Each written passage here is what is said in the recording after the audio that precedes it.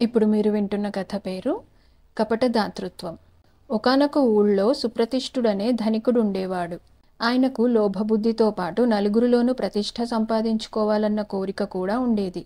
ఎవరైనా అతిథి అభ్యాగతులు, ముష్టివాళ్లు వచ్చినప్పుడు తన ఇంట పైవారెవరైనా ఉంటే ఆతిథ్యం ఇచ్చేవాడు, ధర్మం చేసేవాడు. తాను ఒంటరిగా ఉంటే నిర్దాక్షిణ్యంగా తరిమేసేవాడు. ఆతిథ్యం ఇచ్చినప్పుడు కూడా అతిథులకు పెట్టేటందుకు చచ్చురకం వంట చేయించేవాడు తప్ప తాను, తన భార్య, పిల్లలు తినే భోజనం పెట్టేవాడు కాడు.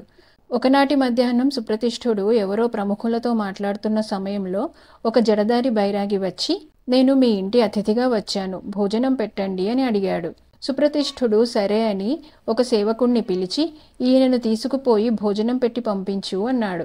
సేవకుడు బైరాగిని బిచ్చగాళ్లకు తిండి వేసే చోటుకు తీసుకుపోయి ఒక ఆకులో కొంచెం నూకల అన్నము, పచ్చడి వేసి తీసుకొచ్చి ఆ బైరాగి ముందు పెట్టాడు.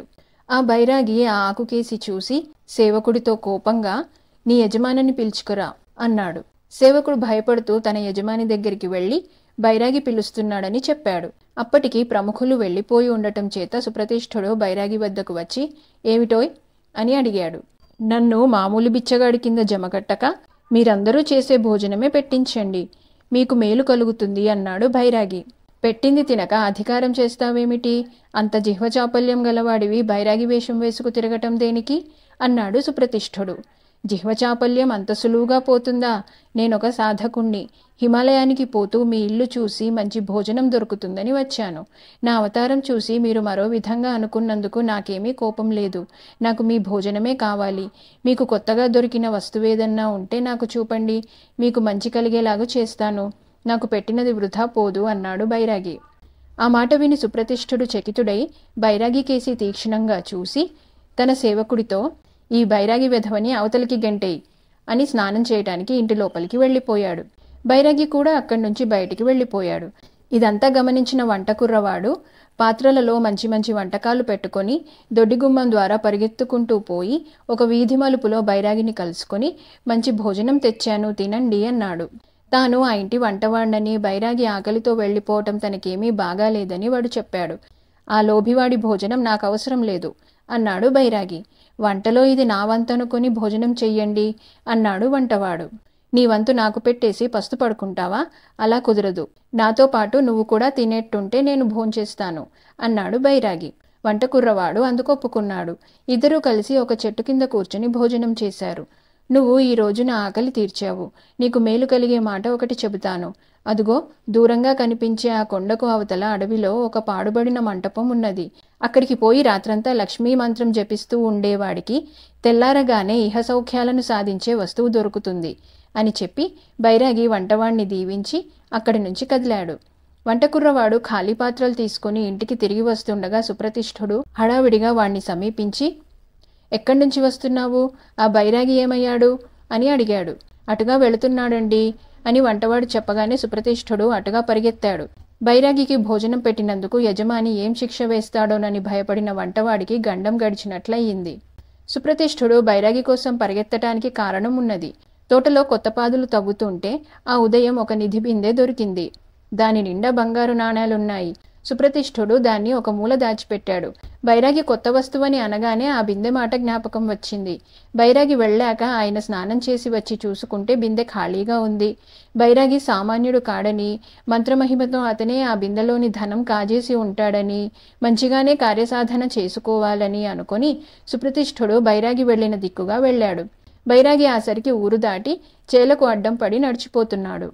ఆయన బైరాగిని అందుకొని వినయంగా నమస్కారం చేసి, "స్వామి, మీ మహిమ తెలియక అజ్ఞానంగా ఏమేమో వాగేశాను.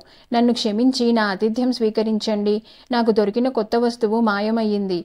అది నాకు తిరిగి దొరికేటట్టు అనుగ్రహించండి" అన్నాడు. "నా ఆకలి తీరిపోయింది. కానీ కావాలంటే ఒక సలహా ఇస్తాను. అదిగో ఆ దూరంగా కనిపించే కొండ అవతల అడవిలో ఒక పాడుపడిన మంటపం ఉన్నది. అక్కడికి పోయి రాత్రంతా లక్ష్మీ మంత్రం జపిస్తూ ఉండేవాడికి తెల్లారగానే ఇహసౌఖ్యాలను సాధించే వస్తువు దొరుకుతుంది" అని వంటకుర్రవాడికి చెప్పినట్టే చెప్పి బైరాగి వెళ్ళిపోయాడు. చేసేది లేక సుప్రతిష్ఠుడు ఇంటికి తిరిగి వచ్చి ఆ రోజల్లా ఆరాటపడి మర్నాడు బైరాగి చెప్పినట్టు చెయ్యటానికి నిశ్చయించాడు. ఆయన ఆహారం మూట కట్టుకొని కత్తి కర్ర చేత పట్టుకొని కొండకేసి బయలుదేరాడు. అక్కడికి ఒక పూట ప్రయాణం. మధ్యాహ్నం వేళ ఆకలి వేసి ఆయన ఒక చోట కూర్చొని ఆహారం మూట విప్పాడు. అంతలో ఒక ముసలాడు వచ్చి, చాలా ఆకలిగా ఉంది, ఒక ముద్ద వెయ్యండి అని అడిగాడు. ఊళ్ళోకి పోయి అడుక్కొమ్మని సుప్రతిష్ఠుడా ముసలివాణ్ణి కసిరికొట్టాడు.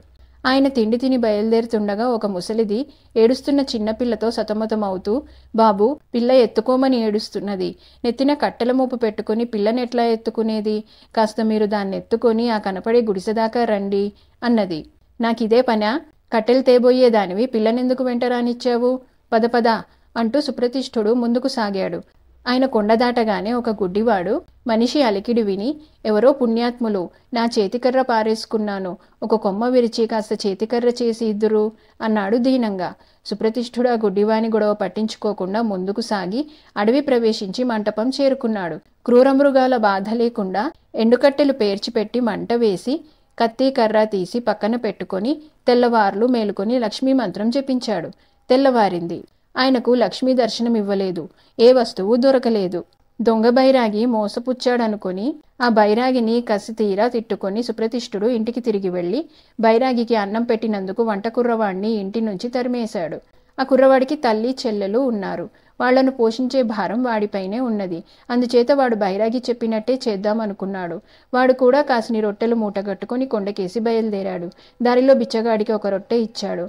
కట్టెలు మోసుకుపోయే మనిషి కూతుర్ని వాళ్ల గుడిసెదాకా మోసుకుపోయాడు. గుడ్డివాడికి చేతికర్ర చేసి ఇచ్చాడు. చీకటి పడే వేళకు మంటపం చేరి లక్ష్మీ మంత్రం చదువుతూనే నిద్రపోయాడు. ఎంత ప్రయత్నించినా తెల్లవార్లు మేలుకోవటం వాడికి సాధ్యం కాలేదు. అయినా వాడు మర్నాడు పొద్దున నిద్రలేచేసరికి వాడి పక్కన ఒక బంగారు నాణాల మూట ఉన్నది. దానితో వాడి దరిద్రం తీరిపోయి సుఖంగా ఉన్నాడు.